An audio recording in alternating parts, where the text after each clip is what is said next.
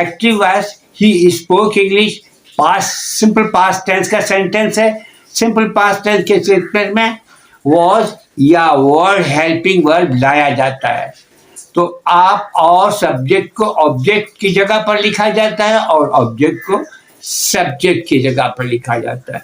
तो ही spoken English, he is subject and English is object. Now interchange the subject and object.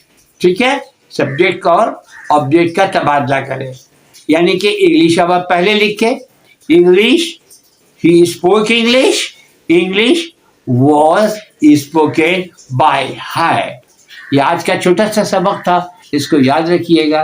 और MCQs के बहुत सारे मैं वीडियोज इस वक्त अपलोड करूँगा इस माह में, ताकि MCQs क्वेश्चन कोई भी हो तरीक़ाकार आपको आना चाहिए। और MCQs से आपको छुटकारा नहीं है, वो 9 के एग्ज़ाम में भी आता और मैट्रिक में भी आता।